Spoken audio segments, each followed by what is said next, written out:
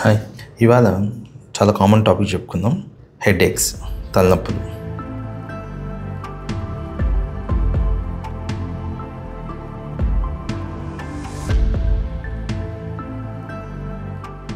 తలనొప్పులు అంటే మనకు తెలిసి 1-2 అనుకుంటుంటాం, కానీ ఇంచుమించు 1 డజన్ పైనే ఉన్నాయి తలనొప్పులు. అంటే మీరు ఇంటి ద్వారా ఎలా ఈజీగా గుర్తుపట్టాలి, ఏమి వైద్యం తీసుకోవాలి, ఎంత త్వరగా డాక్టర్ని కలవాలి అనేది ఈ చిన్న వీడియోలో మీకు క్లియర్గా అర్థమయ్యేటట్లు చెప్తాను. మొట్టమొదటిగా అందరూ ఎక్కువ శాతం భారతదేశంలో అనుభవించే హెడేక్ టెన్షన్ హెడేక్ అంటాం, టెన్షన్ టైప్ హెడేక్ అంటాం. 60-70% అవే ఉంటాయి. వాటిని ఎలా గుర్తించడం అంటే, ఈ నుదురు మీద ఉండడం తలనొప్పి, ఈ వెనక వరకు ఒక రౌండ్గా ఒక బ్యాండ్ లాగా ఉంటుంది ఆ హెడేక్, దాన్ని టెన్షన్ టైప్ హెడేక్ అంటాం. రెండోది మైగ్రేన్ హెడేక్ ఎలా ఉంటుందంటే, దాన్ని మనం తెలుగులో పార్శ్వపు నొప్పులు అంటాం.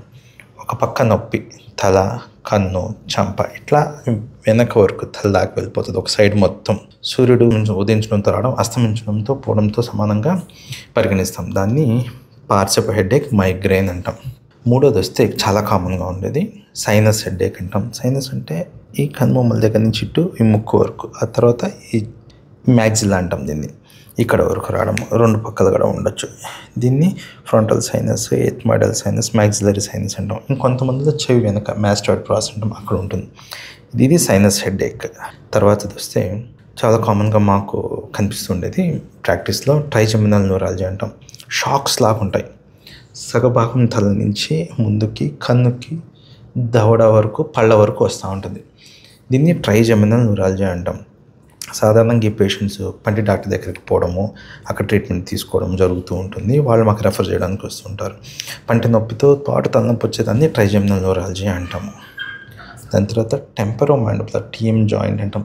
చెవి ముందు ఇక్కడ తెరిసి ఒక జాయింట్ ఓపెన్ అవుతుంటుంది, అక్కడ వచ్చే నొప్పిని టీఎం జాయింట్ అంటాం. అక్కడ వచ్చే నొప్పిని TM joint arthritis are pain అంటాం. తర్వాత క్లస్టర్ హెడేక్ అంటాం.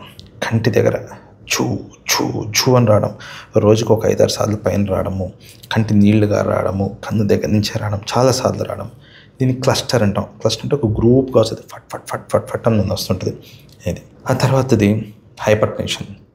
బీపీ ఎక్కువ అవుతే ఈ భాగము, వెనుక భాగం, ఈ భాగము, తల భాగము అంటే మొహం మీదకి వస్తూ ఉంటుంది, ప్రెషర్స్ ఎక్కువ అవడం వల్ల. ఇంకొకటి హార్మోన్స్ అంటాం. అంటే మెన్స్ట్రువల్ పీరియడ్ అప్పుడు, ఆర్గజం అప్పుడు హార్మోన్ అబ్నార్మాలిటీస్ వల్ల వచ్చే హెడేక్. ఇది మైగ్రేన్ లాగానే ఉంటుంది, ఒక పక్కగా ఉంటుంది ఇట్లా.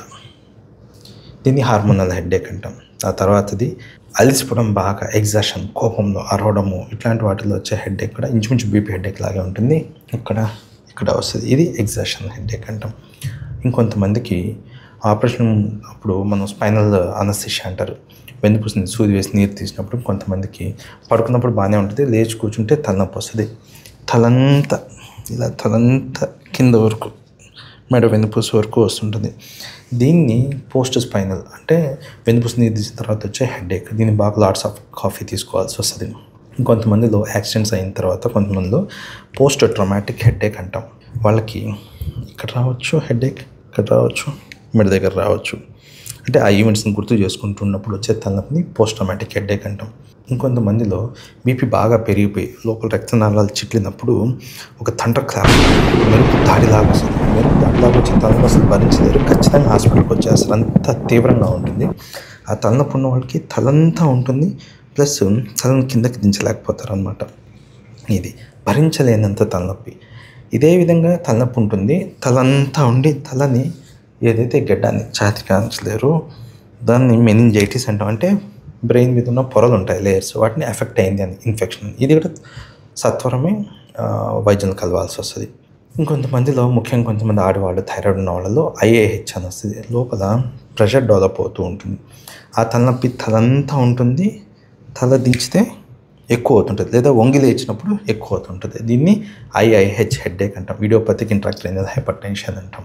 ఇన్ని చూసుకున్నాం కదా, రకరకాల మైగ్రేన్, టెన్షన్ టైప్, బీపీ వల్ల, ట్రైజెమినల్ వల్ల, సైనస్ వల్ల, క్లస్టర్ వల్ల, టీఎం జాయింట్ వల్ల, హార్మోన్స్ వల్ల, ఎగ్జాషన్ వల్ల, స్పైనల్ వల్ల, అండ్ IAH తెలుసుకున్నాము, మెనింజైటిస్ తెలుసుకున్నాము, పోస్ట్ ట్రామాటిక్ తెలుసుకున్నాము. ఇంకా చివరి లాస్ట్ ఒకటి చెప్తాను, ఇది వినడానికి చాలా తమాషగా ఉంటుంది. దీన్ని చాలామంది ప్రజెంట్ అవుతుంటారు హాస్పిటల్స్కి. ఇది రీబౌండ్ హెడేక్ అంటాం. ఈ రీబౌండ్ హెడేక్ అంటే ఈ తలనొప్పి ఉన్న వాళ్ళలో అంటే సాధారణమైన తలనొప్పి, మైగ్రేన్, టెన్షన్ ఇట్లాంటి వాళ్ళు ఎక్కువ రోజుల మందులు వాళ్ళు వాడేసుకోవడం లేదా డాక్టర్ ప్రిస్క్రిప్షన్ తీసుకొని మళ్ళీ కంటిన్యూ ఉంటే ఆ హెడేక్ తగ్గకపోగా పెరుగుతూ ఉంటుంది.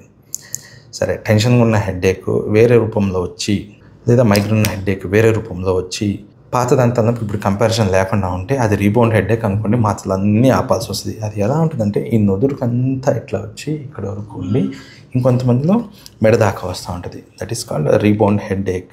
అంటే మాత్రలు వాడడం వల్ల వచ్చే తలనొప్పి, మామూలు తలనొప్పికి ఎక్కువగా వాడడం వల్ల వచ్చే తలనొప్పిని rebound headache or medication over use headache అంటారు.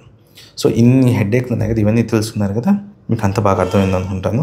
కానీ హెడేక్స్ ఉన్నప్పుడు వీలైనంత వరకు డాక్టర్ని కలవడం చాలా మంచిది. చాలామంది డోలో వేసుకుని తగ్గిపోయింది వదిలేద్దాం అనుకుంటుంటారు, కానీ అలా కాదు. డోలో ఆ క్షణానికి మాత్రం పనిచేస్తుంది. కానీ అది ఎందుకు వస్తుంది, ఏ టైప్ ఆఫ్ హెడేక్, దానికి ఏ రకంగా మందులు వాడాలనేది హాస్పిటల్కి కలవడం చాలా మంచిది. అర్థమైంది అనుకుంటాను. నమస్కారం.